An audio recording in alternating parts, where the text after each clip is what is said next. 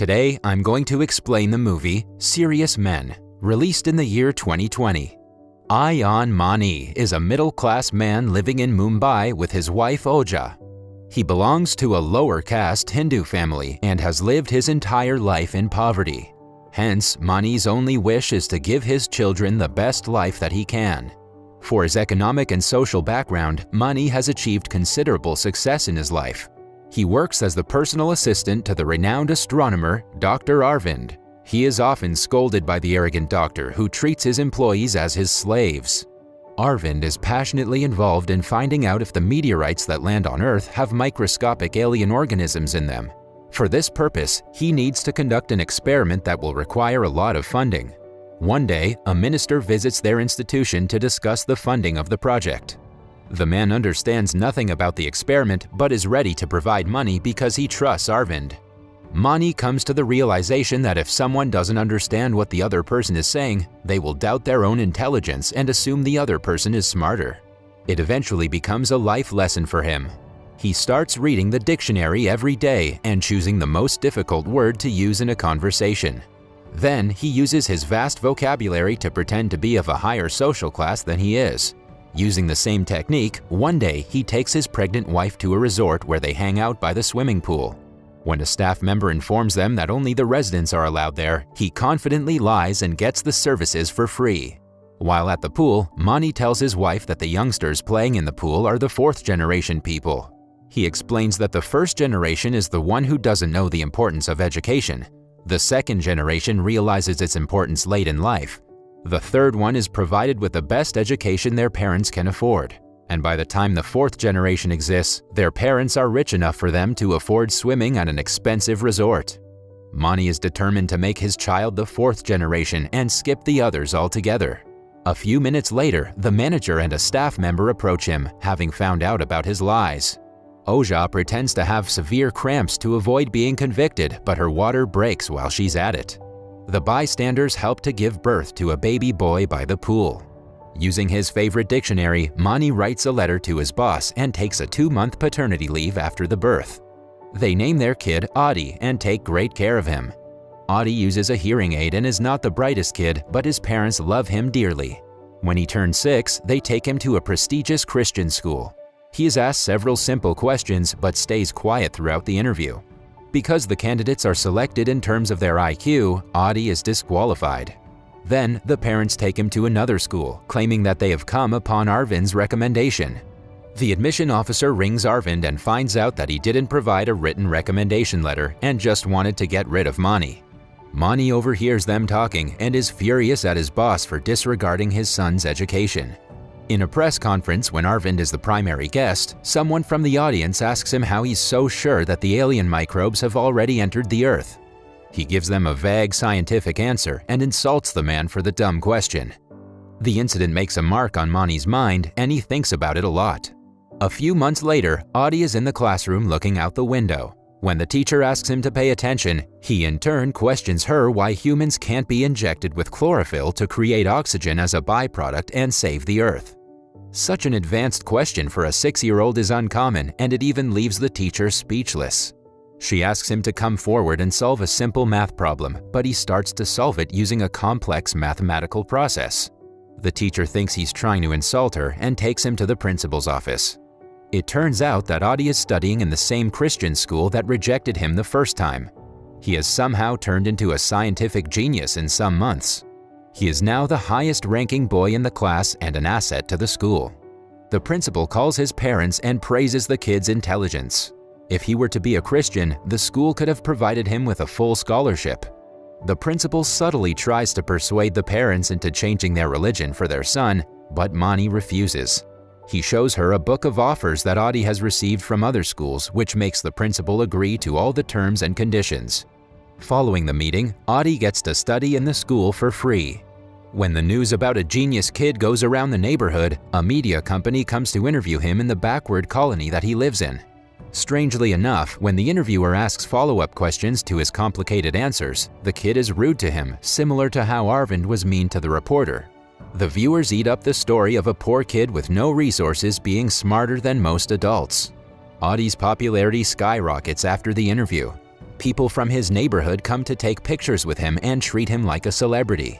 Later that night, Mani goes to a local street vendor and pays him for primary school question papers.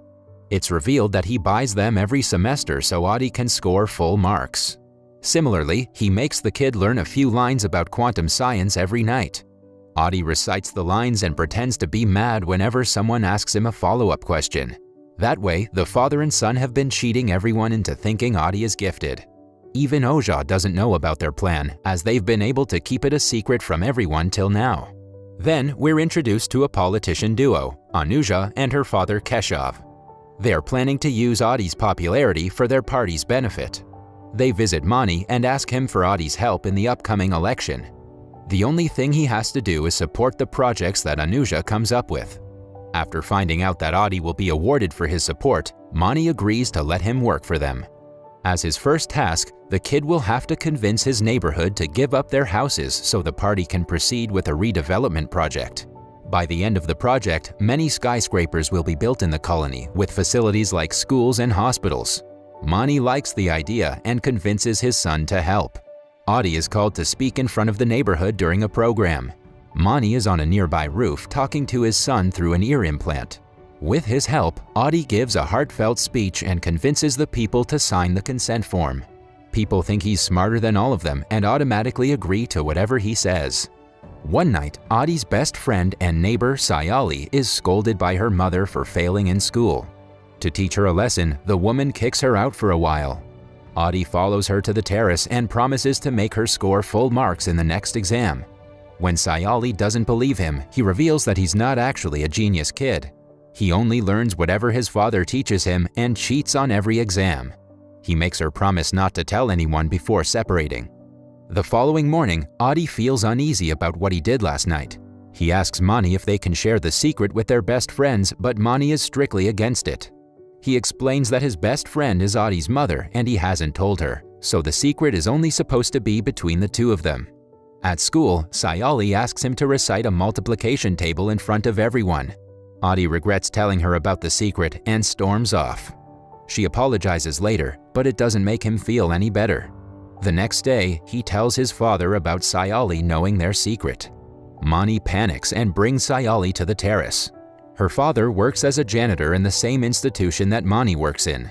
He threatens the little girl that he will kick her father out if she tells anyone. The poor girl swears on her life and stops teasing Adi at school. The next day is a big one for Arvind. His years-long research is at its climax as they've sent air balloons to the stratosphere to collect the sample of the alleged alien microbe. However, the results come out negative, which means the funds to take the research further will be taken away. To save his reputation, Arvind makes a fake report declaring that the experiment was successful. When Mani gets his hands on the report, he remembers what Arvind had done when he needed help to admit his son to a school. As a payback, he shows the negative reports to the officials that cause them to fire Arvind for fraud. He feels accomplished after teaching his boss a lesson after years of being treated like a servant. But then, only a week later, Arvind is called to Adi's house as the chief guest of an annual program. He meets Adi and quickly figures out that the kid is no genius. Mani begs him to not tell anyone, promising to get him his job back. Arvind doesn't believe that he has such connections, but he agrees to give him a chance anyway. To save his son's career, Mani goes to the politician Anuja and asks her to pull some strings for Arvind. Initially, she doesn't want to get involved in something that doesn't benefit the party, but Mani manages to convince her. Anuja decides to write a letter to the Home Minister for Arvind's project's restoration. In turn, the doctor keeps his mouth shut about Adi. The kid has to recite another speech the next day, but he struggles to memorize it. A frustrated Mani scolds him and pressures him to do better. The nagging is too much for Adi to take. By now, he's tired of keeping up with the lies that harm his mental health. At the next program, he can hardly speak. When nervousness gets the best of him, he passes out in the middle of the speech. He's immediately rushed home, but Anuja asks him to get better soon because he has a busy week ahead. Somewhere else, the Science and Technology Ministry considers taking Arvind back because of Mani's efforts. But then, Arvind finds out that the one who exposed his work was also Mani. Furious at the betrayal, he sends a letter to Anuja and her father exposing Adi. They call him out for being a fraud but cannot take an action against him since their party's reputation depends on it.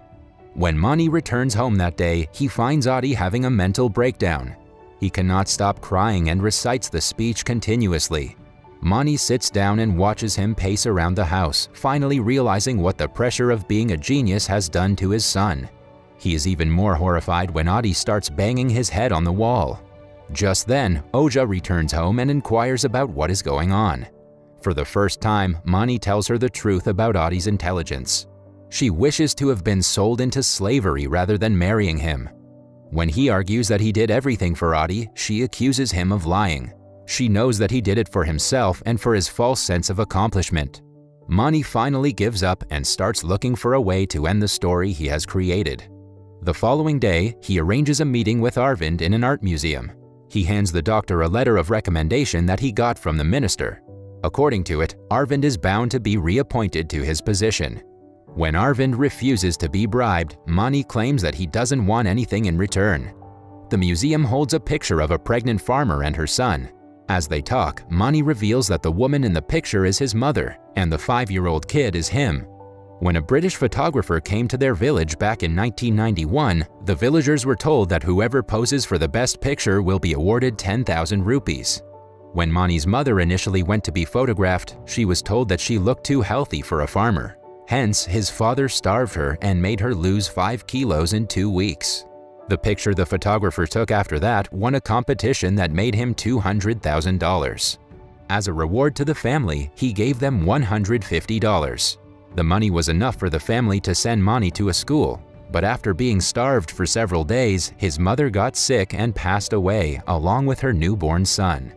Arvind finally understands that Mani lied for his son and his success and agrees to help him.